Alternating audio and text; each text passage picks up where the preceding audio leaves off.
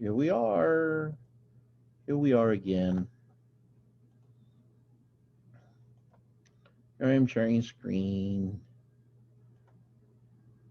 Boop, boop, boop. Can you guys hear me? Last time, I launched with the mute on.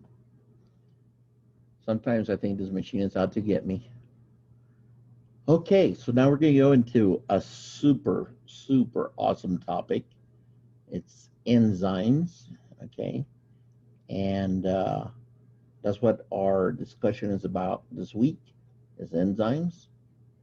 Man, you could spend a lifetime on these things. And I mean, there is just so much to learn, okay? The big picture is this, okay? Our cells are essentially millions, billions, trillions of chemical reactions. Actually, I'm way off. If I was to say that we're doing a trillion chemical reactions per second, that would be coming close to the truth. The number of chemical reactions that we have running in our bodies is literally astronomical, okay? And these reactions were effective because at the end of the day, guys, our bodies are machines, okay? Our bodies are machines, and the things that drive our machines are chemical reactions. We're a chemical I was about to say robot. We're not a robot. We have a conscious. Well, yeah, anyway, you know what I mean. It's a organic machine that's trillions upon trillions of chemical reactions. And the thing is that if you're to allow a chemical reaction to take place by itself, it would take very, very long. Okay, we can't allow that to happen. We, instead of we can't wait days, minutes, or even seconds. Everything that our body does has to be done. Oh, a billionth of a second, maybe even faster. And the reason for that is because we are incredibly demanding.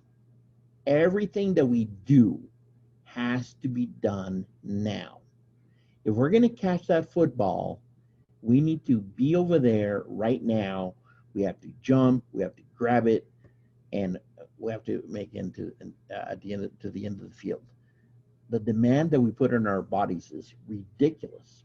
Okay, so therefore, the events that power our bodies, the events that move our bodies, can't take forever. They have to be very, very fast. And what allows these events to take place quickly are enzymes. So the definition of an enzyme is a biological catalyst. In chemistry, the definition of a catalyst is anything that speeds up a chemical reaction without itself being changed. And that's exactly what an enzyme is. It's a biological catalyst. So it's typically a protein, but sometimes they're nucleic acids. Sometimes there are other weird things. Typically they're proteins.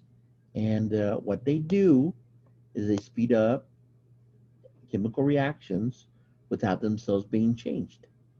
That way we can do everything as quickly as we want. Okay? Some of these things do this job very, very fast. Very fast. The other thing that should be mind-blowing is that every chemical reaction in our body has an enzyme. So if something has to happen in our body, there has to be an enzyme to speed it up. How many chemical reactions could there be in our body? How many enzymes could there be in our body? I'm telling you, it will, don't think about it. You'll lose sleep. So an enzyme is a type of protein that speeds up the rate at which a chemical reaction takes place in an organism without what? Without itself being changed. Nearly. You know why the author puts nearly on there? Because the second that he puts the word all, we're going to find an exception to the rule. Because life is like that. Life is like that. The second they use an absolute, life is like, ta-da! We just found something that doesn't work. So if you're to ask Krog, give me an example of a chemical process in the body that does not require an enzyme, you'd be like,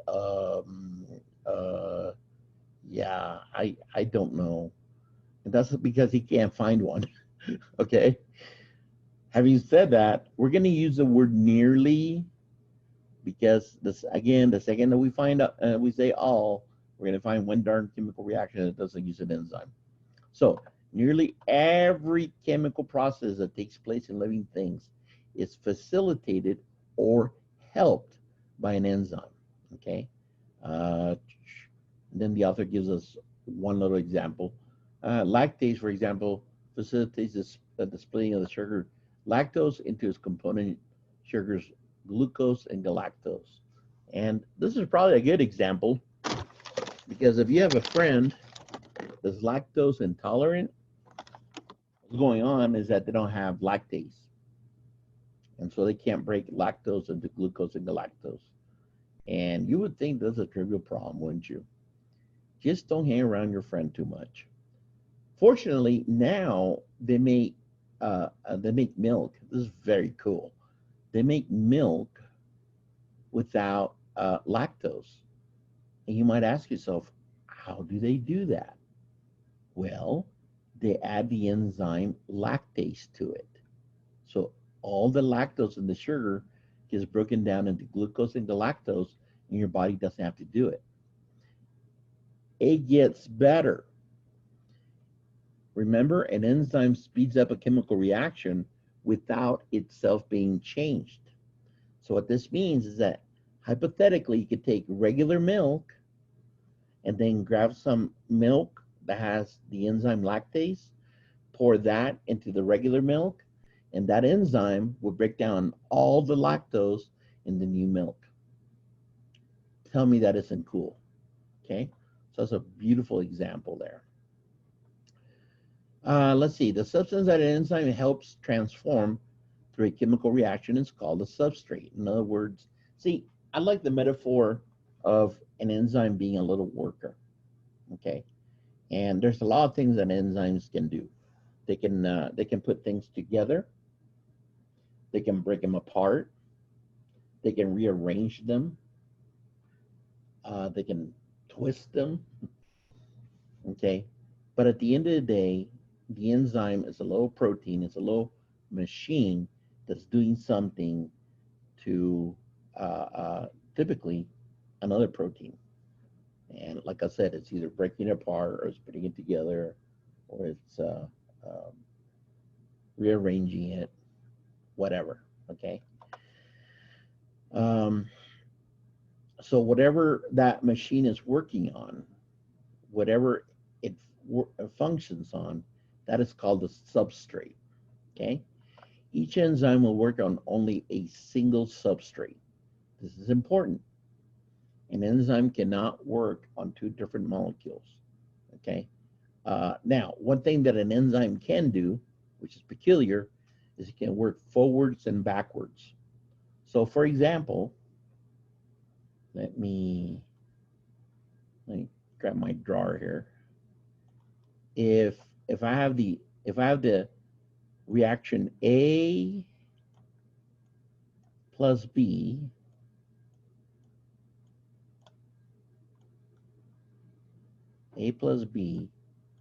goes to, oh, I don't know, C plus D.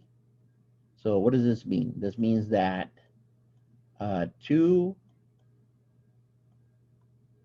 reagents get turned into two different reagents by the enzyme, okay? If we can make this guy move to the right, one way to doing it is called pushing.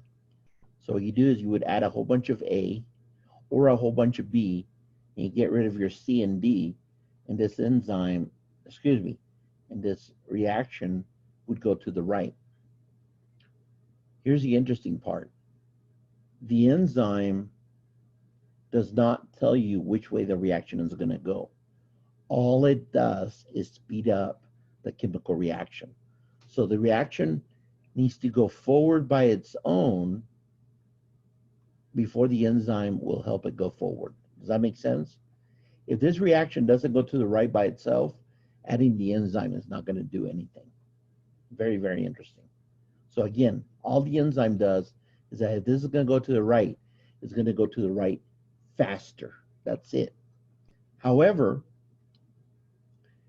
if something slows down over here and we start accumulating C and D, and we have more product than reactants, then that enzyme will take C plus D and turn them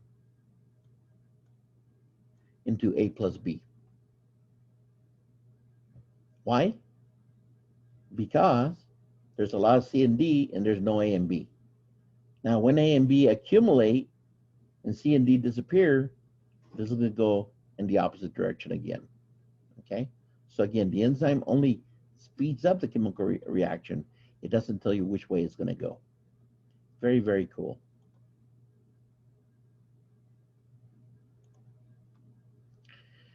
Let's see. So metabolic pathways.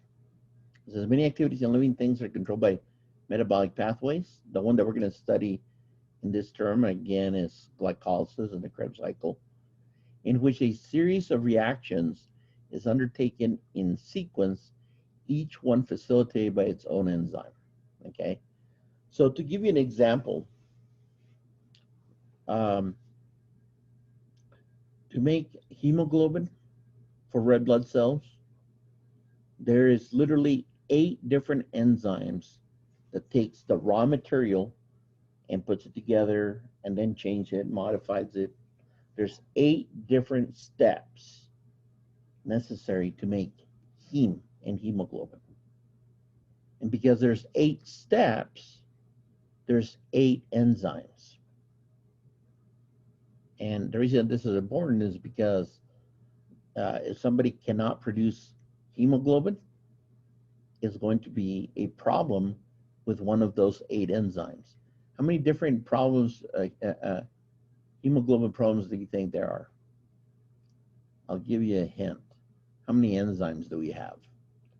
So if you only have 8 enzymes building something, there's only 8 different ways in which that pathway can go wrong. So therefore, there's 8 diseases associated with the production of hemoglobin. Okay? So again, a metabolic pathway, I like my annotate, but I don't think I want red anymore. What do you guys think? Green? So a metabolic pathway means that you have substrate A, and then an enzyme speeds up its conversion to B, and then B becomes a substrate of the next enzyme, which is going to turn it into C, and then C is going to be the substrate of the next enzyme, which is going to turn it into D, and then D is going to be the substrate of the next enzyme, which is going to be E. You guys get the idea. And this is going to be the substrate of the next enzyme, which is going to turn into F. Okay? So here we have enzyme 1, enzyme 2, enzyme 3, enzyme 4, and enzyme 5. Okay? Enzyme 1 converts A to B. Enzyme 2 converts B to C. Enzyme 3 converts C to D. Enzyme 4 converts D to E. And enzyme 5 converts E to F. So therefore, A is a substrate of 1, B is a substrate of 2, C is a substrate of 3, D is a substrate of 4, E is a substrate of 5, and this entire item right here is called a metabolic pathway, because we needed to create F from A. And it took 5 steps. Okay.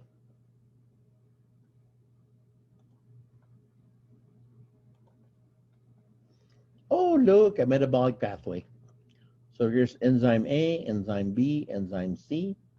So these two weird things are the substrate of A, and substrate A, enzyme A turns these two things into this one thing.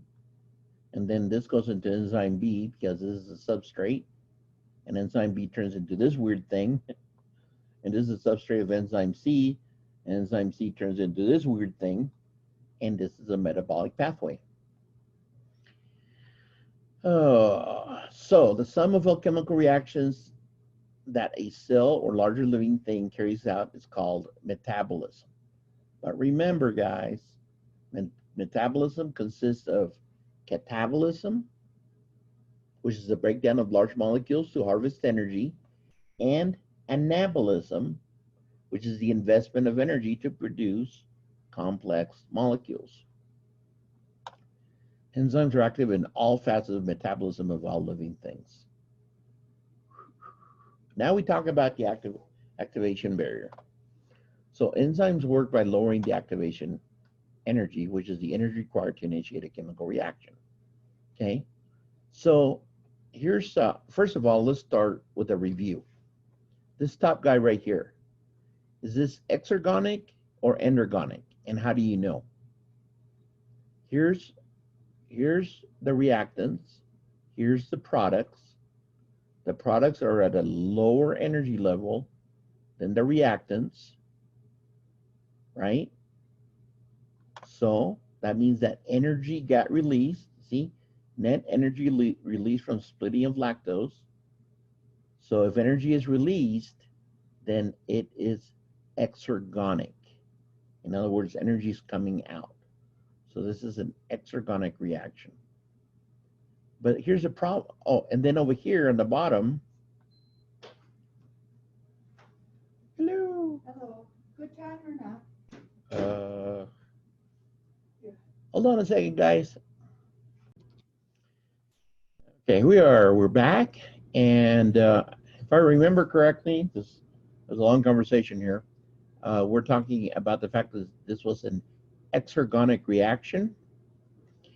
And then I was going to address this guy on the bottom.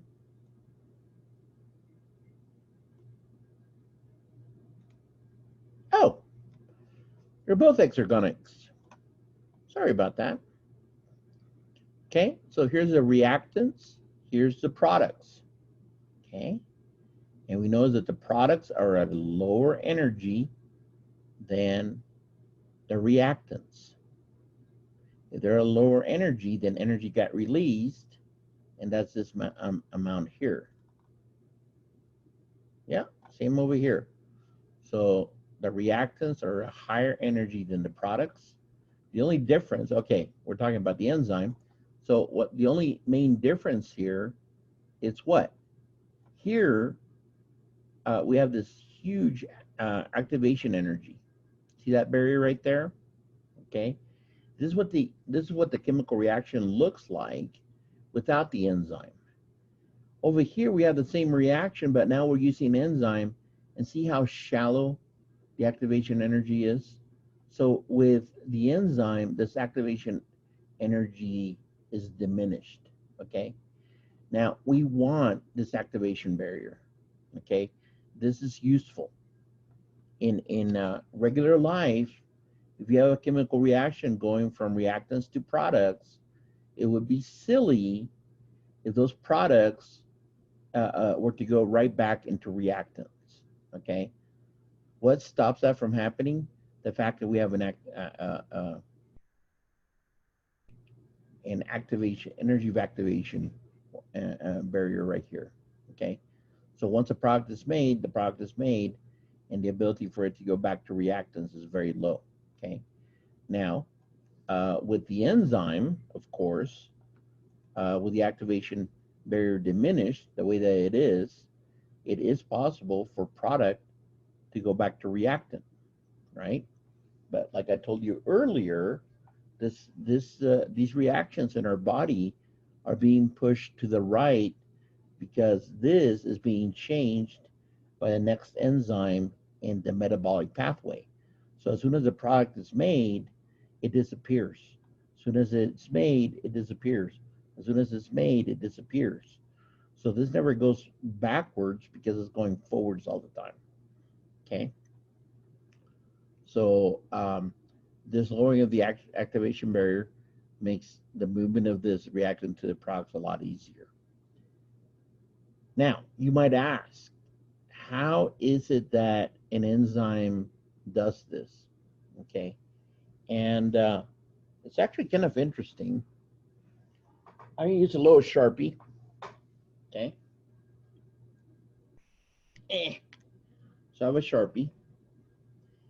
And imagine that the role of the enzyme is to take this cap and this Sharpie and put them together. Okay. In the absence of an enzyme, if you just had an aqueous environment, the position of this guy would be in any direction in three-dimensional space. And the direction of this guy would be in any position in three-dimensional space. Okay? So therefore, in order for these two to come together to form one product in a chemical reaction, okay, first it would have to have energy, translational energy, pushing one towards the other, but they would have to be correctly oriented.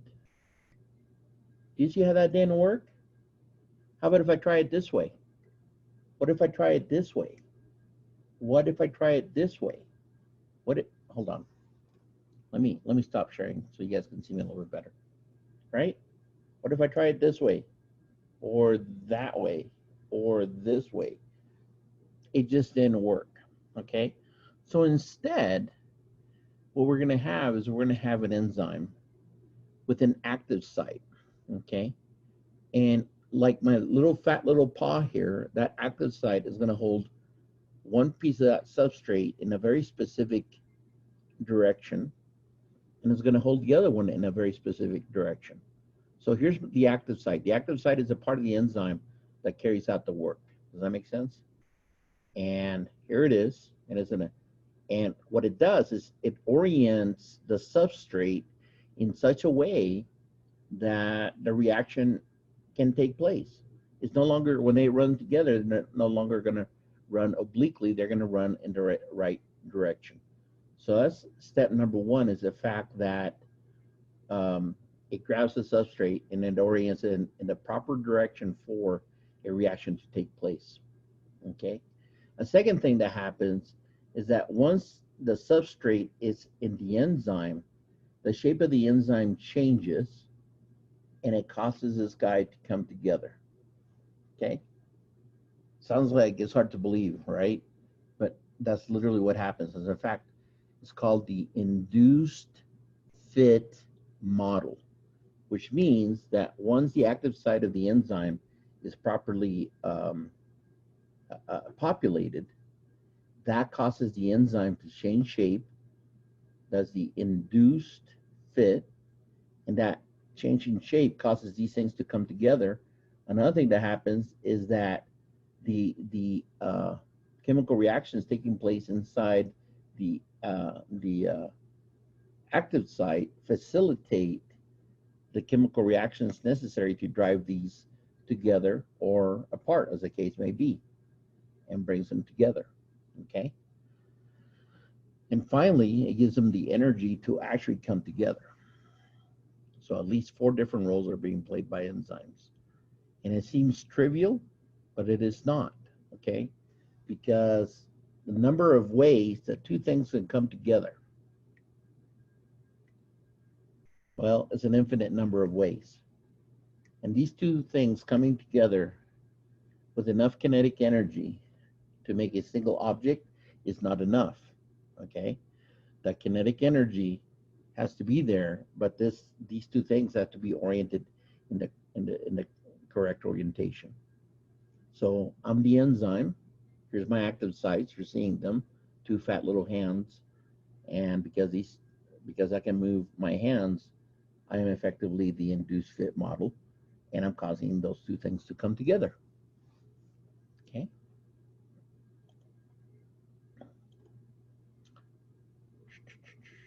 Okay. See, here is just the opposite of what's taking place. Okay. This is the enzyme lactase. Lactose is coming in here, and then this enzyme facilitates the breaking of this covalent bond here, and then it releases the monomers glucose and galactose.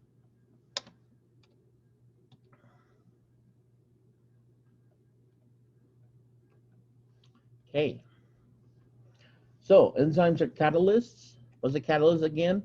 It's any substance in the chemical that speeds up a chemical reaction without itself being changed. Okay, so they bring about a change in their substrates without being chemically altered themselves. Let's see. Enzymes generally take the form of globular or ball-like proteins whose shape includes a pocket into which the enzyme's substrate fits. This pocket, right? Remember the hands? This pocket is called the active site. That's where the actual work is being done. Okay? That portion of the enzyme that binds with a substrate that's helping transform it.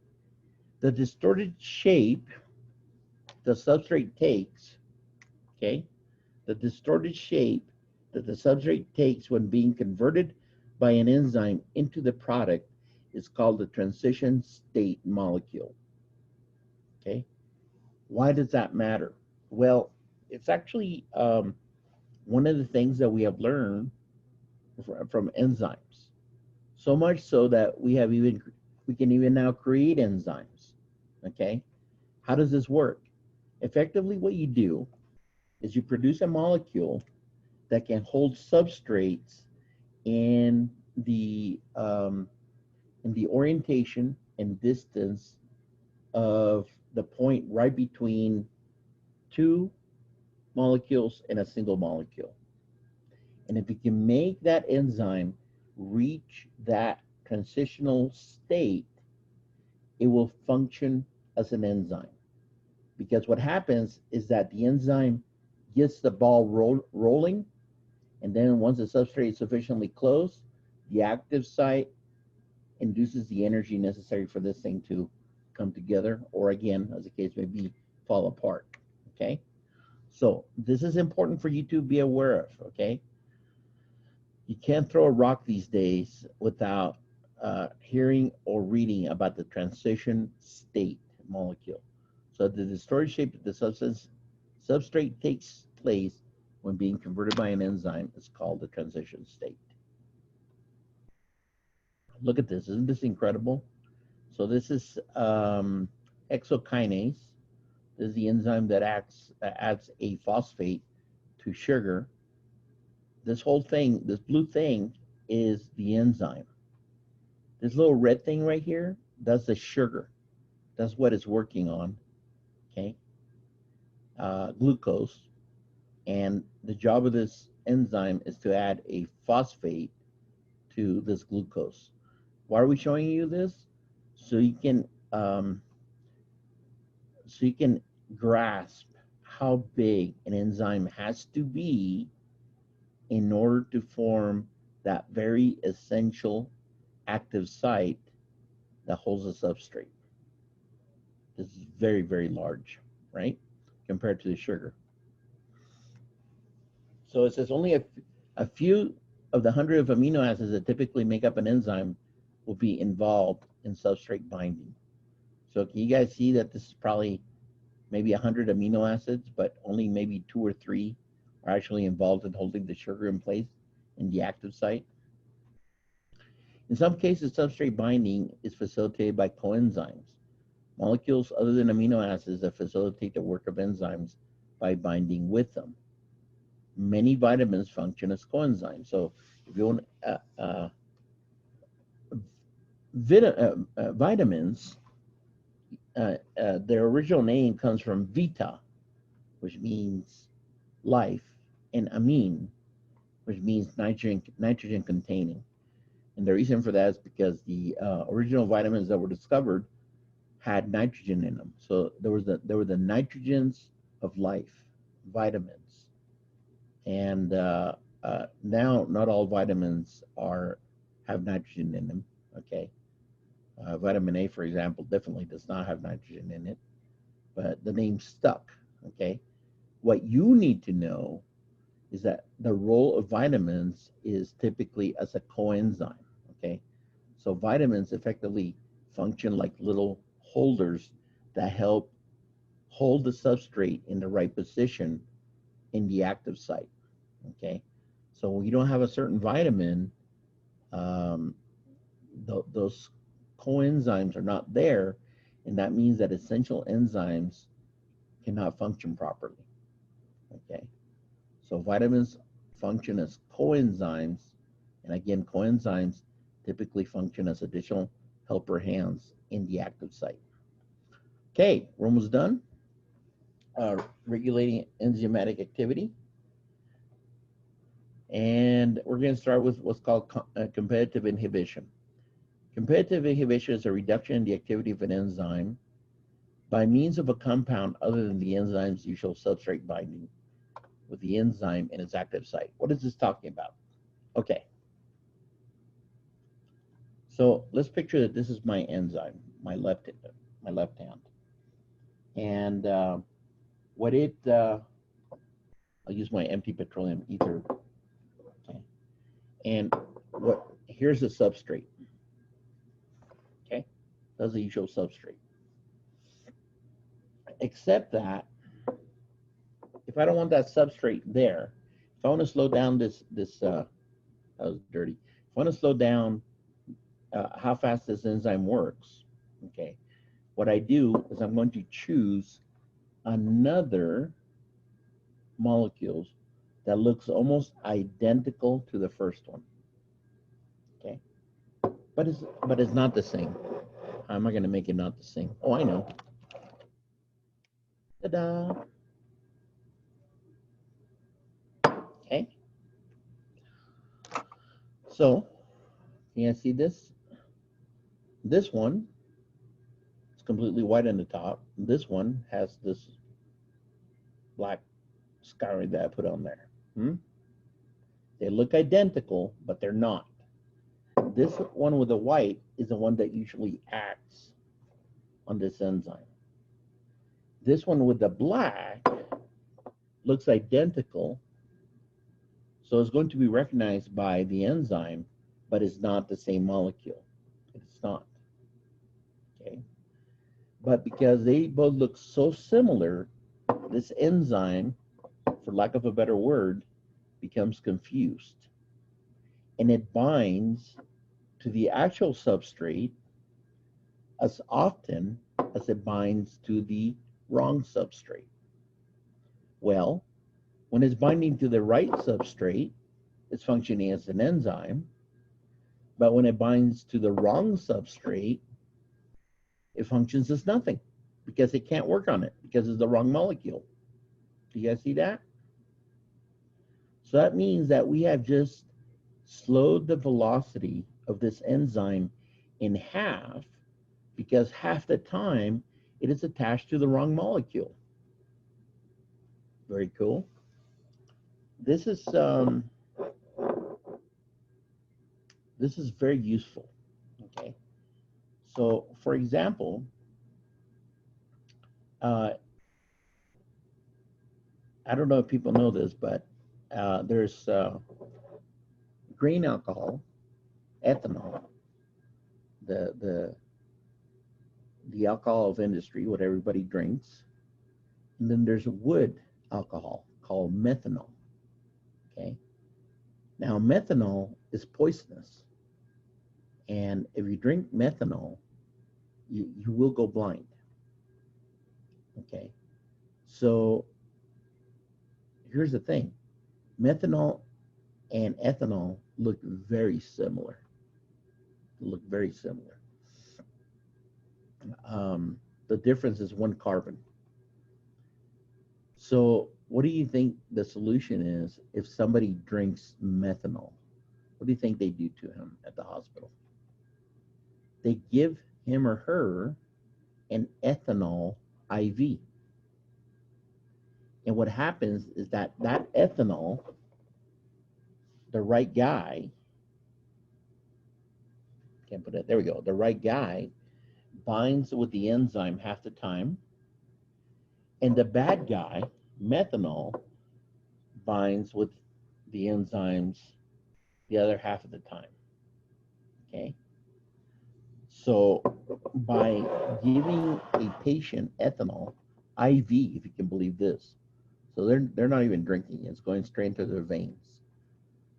By giving a patient ethanol, the liver enzymes will attach to the methanol a lot less of the time, and you can say you could, with luck and time, save that patient's life, save their liver, save their kidneys, and save their eyes, depending on how much methanol they drink. If they drink a lot, they might be out of luck. Okay, but effectively, the good alcohol competes with the bad alcohol. Okay, and in doing so, we carry out competitive inhibition. Okay, so competitive inhibition is a reduction in the activity of an enzyme by means of a compound other than the enzyme's usual substrate binding with the enzyme in its active site. Okay, so we have a competition of something other than the enzyme's usual substrate binding substrate. But again, I don't know what these things are. I apologize. Substrate binding with the enzyme in its active site. It's also so treatment of poisonings. It's also a mechanism of pharmaceuticals. So anytime that you have that you're taking um, an inhibitor, ACE inhibitor, you're taking a drug that is very similar to the substrate recognized by an enzyme. And we take that drug, the drug competes for the active site of that enzyme and carries out competitive inhibition, which means that the enzyme only functions when the correct substrate is attached. When the drug is attached, the enzyme is not doing anything because it's attached to the wrong molecule. Another means of control is what's called the allosteric regulation, in which a molecule binds with the enzyme at a site other than its active site. So allosteric means the other strain. That's what this means, other strain. Okay. So what's happening? Okay. So let's go back to my hand here. Here's the enzyme, right? Here's the usual substrate. However, in allosteric regulation, what happens is that a different substance, my purell, is going to attach to the enzyme, not at the active site. It's going to be somewhere else. Allosteric. Allo means somewhere else. And when it attaches somewhere else, it changes the shape of the enzyme, and that enzyme can no longer attach to the substrate. That is allosteric regulation. And it can be inhibitory or it can be excitatory, which means it can either slow down the enzyme activity or it can speed up the enzyme activity, but it cannot do both at the same time. That would be insane, right? So it's either inhibitory, which means it slows down the enzymatic rate, or it's excitatory, which means it speeds it up. Okay. So such binding changes the enzyme shape, thereby decreasing or increasing the enzyme's ability to bind with its substrate, and therefore speeding it up or slowing it down. Okay, that's allosteric regulation.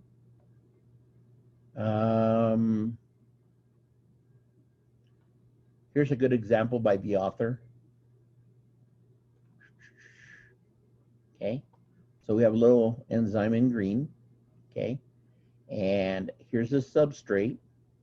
Okay, the substrate are these yellow oranges, and the job of this enzyme is to turn these oranges into pumpkin pie. I think I'm hungry, so these look like pumpkin pie. So this beautiful enzyme is turning oranges into pumpkin pie. What a beautiful enzyme. I love this enzyme.